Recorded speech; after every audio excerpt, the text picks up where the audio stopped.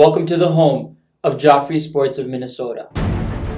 On April 26, 2019, these gates will be open. Each and every one of you will get the chance to see our home, the MPC, which was built in 2003. The question is, who's going to take the trophy home? This is our home court. In 2016, we weren't able to bring a trophy home for the women or the men.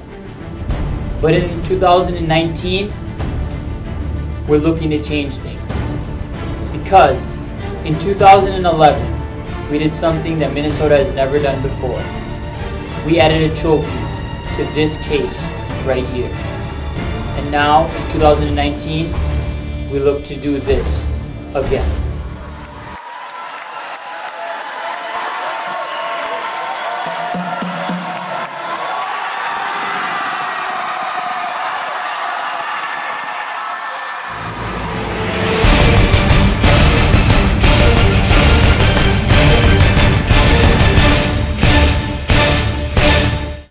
Good evening, everyone. We want to welcome you to our first ever Jaffery Sports Center series, which will be leading up to the 2019 Minnesota tournament, which will be held right here, April 26th to the 28th. You might be wondering what this whole series is about. So we're going to give you kind of a preview tonight. Before we do that, I'm going to introduce you to the host, Mr. Monty Salim Muhammad. You know what, Matham? There's just something about Minnesota, bro. I'm telling you. Like, we hold the best tournaments. I completely agree, Monty. And to remind everyone about it, in 2011, we held the first tournament right here in Minnesota. And we finished the playoffs in the MPC. Of course, we had a couple of, we had one bad linesman call. But really, the whole entire attention was on the finals because it came down to two young teams. We saw Orlando as a very young team coming in, and nobody expected them to get to the finals. But honestly, it's the Cinderella team of it all, which is Minnesota. They came in, and for the first time, they won the tournament. They put Minnesota on the map, and they got this whole community starting to play volleyball. You know, you can't forget about how bop the Minnesota ladies played. They took first and second in badminton. That's true, Monty. That's really true. And it all started in New York, actually, because in New York, they won ladies badminton and they won volleyball. In 2016, it didn't go as planned. They came in second place, but they did have a very young team. And I know that team has really grown, and they're going to take that championship back next year. Speaking of 2016, we struggled. I'm not going to lie. We had a tough time playing against Durab in the quarters, but everybody got to see the tremendous play of Shanu and Abbas hit the ball against Salman and his New York Union squad. And to get things excited for all the men's volleyball players, we're really, really happy and excited to announce that for all the playoffs, it's going to be held right at the MPC, our home ground, one court, starting at the quarterfinals. So the attention will be on all the teams, and we're really excited to see what comes out of it. We're going to also have so many different sports. We're going to have men's volleyball, we're going to have ladies volleyball, we're going to have ladies badminton, and we're going to have golf. And we're releasing an app, the Mini Showtime app, which we'll be releasing very soon. And that's where you can find all of the information about all the sports throughout the tournament. Each tournament held in Minnesota has only increased in the level of organization, competition, sports, and variety of teams who go to play it out. After this commercial break, stay tuned for our next two segments. We'll be covering the top 10 men's volleyball plays of all time, and we're going to be interviewing one very special guest. Businesses today depend on online sales more than ever. When you're in business, you need to ensure that your customers receive their purchase without you having to go through a hassle. That's where we come in.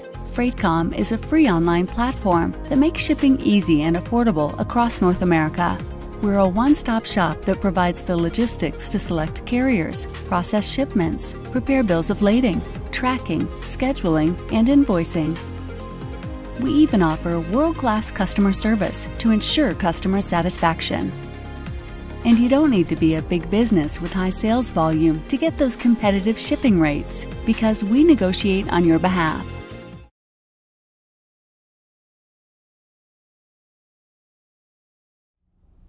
And now we're going to look at our top 10 plays of men's volleyball of all time. It's the top 10 shots of men's volleyball of all time. Starting at number 10, we look at New York Union and RKs. Here we go. Salman Kormali hits one of his best shots. And there's no return, nothing coming back. Great shot, Salman Kormali. Coming in at number 9, we have the shot by Imu. Straight to Orlando, and they do some bumper carts back there. Now we look at number 8, one of the best shots by Imran Jivraj, and it hit my hands, not the face. Great shot, Imran Jivraj. A closer look, hands, not face. Now, let's take a look at number 7. We have one of the best shots by Shanu with no return. Made a mark on the floor. Shanu, great shot. Let's take a look at number 6. In Orlando tournament, Munna hits a shot that curves all the way back to Allentown. What a shot, Munna uncle. Great shot. Let's take a look at number 5. Number 5, we have Sidi hitting one of the best curves of all time. Great shot, Sidi. Number 4, we have New York and United Stars, and a kiss to the chest for the new captain of New York Union. Number 3, we have the GOAT, Mr. Faisal Banji. We're going to miss you. We miss you for shots like these.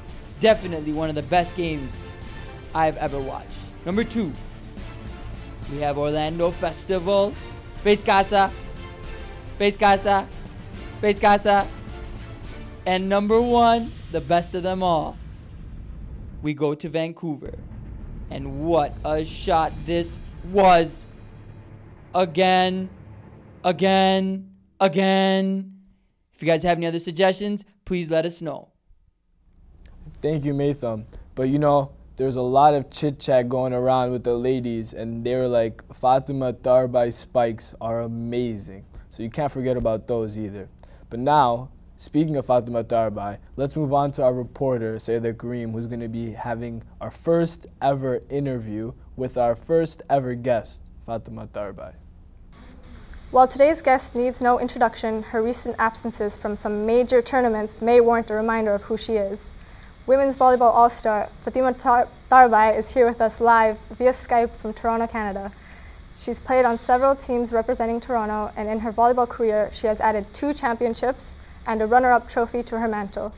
Fatima is here with us today to talk about her future and to shed some proverbial light on the up-and-coming stars of the scene and teams that have been making an impact on the court over the past few years.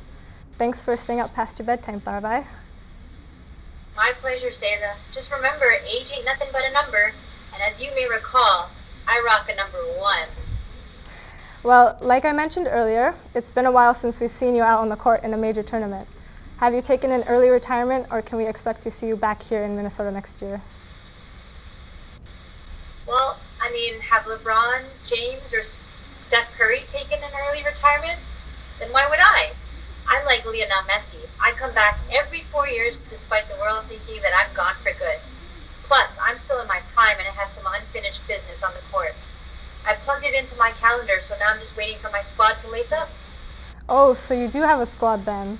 I was under the impression that you were looking for one. Well, as soon as I lace up, they come running. Well, you haven't played in so long, I think people are beginning to forget who you are.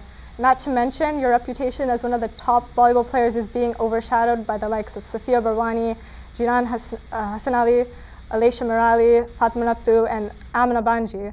Maybe you should consider retiring, because I think you might find the competition even more difficult to keep up with than you did before. Who? I'm just kidding. I've been keeping track of these young guns, waiting for the best moment to land my comeback spike. You know, they don't call me Starby for nothing, right? Keeping up is for the Kardashians. I've been up against tough competition all my life. I wouldn't know how to get along without it. The girls you mentioned, though, have certainly given me a run for my podium time, and they're looking great doing it. But I'm sure you're aware of the formidable Toronto Spikers, a team from your home base who have been dominating the volleyball scene for the past couple tournaments. winning first at Al Wahda last year and then again in New York last spring. They're the reigning champions and one of the youngest teams out there. What expectations do you have for them in the coming tournament? Well, rumor has it they're not showing up because they heard I might be making a comeback and they got a little nervous. I totally understand though. I mean, there aren't many people out there that can take my power hits without bruising their arms. But I hope a rumor is all that it is and that they'll make every effort to come out and defend their title. Plus, give us a shot to take them down and take over that King of the Hill spot. Well, I hope that they make it, that they've done so well to get where they are. Shout out to Malia Kamali for her excellent mentorship skills in developing the team. Speaking of, Malia has also been MIA lately, for good reason of course, but so have a lot of the teammates you played with in the New York tournament back in 2015. I'm sure you remember that one. Have you guys lost your strength and drive to compete with the large influx of newer and more youthful teams, or are you just making way for the younger generation? Ouch, you saw my wounds bringing up the 2015 tournament. Still too soon, but homie, the true champion loses many battles before winning the war. Wisdom from drop. But word to these young stars, you guys catch some amazing air and have great tricks, but us Budimas, we got that base. You know, I'm talking about that solid foundation. I think it's still a little too soon for us older folk to retire because some of the young Padawans still have a lot to learn from us. Take, for example, the New York Arad squad.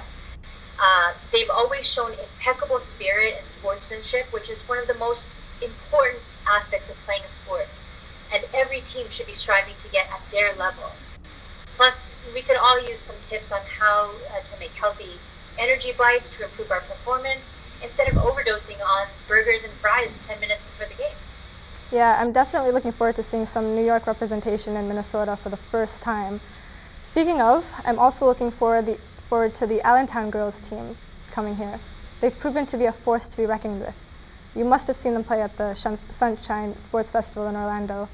They've consistently made it to the quarterfinals of every tournament they've played in and have always managed to give some of the top-ranked teams a difficult time in their attempts to reach the semifinals. They definitely show some promise for the future.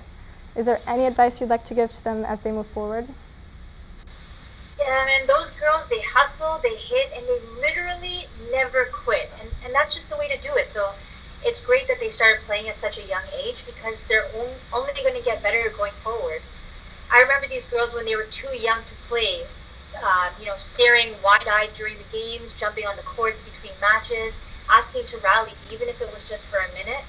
So my advice would be, to all these young girls, just remember that winners in life don't always win. They just don't give up. Keep playing and keep your eyes on the prize. Not the trophy, but the bigger prize, because the journey itself, is a reward in itself, and you should never let anyone tell you that you can't get somewhere or be anything you want to be. If you put the work in it, you can do amazing things. Yeah, they are a very competitive team, and I have high expectations for them in our coming up tournament here next spring. Yeah, next spring and many seasons after. I'd also like to mention another consistently dominant team from your part of the world. Shazmin Manik and the rest of That's What She Said are a strong and very well-coordinated team that have been a bit down on their luck since the very beginning.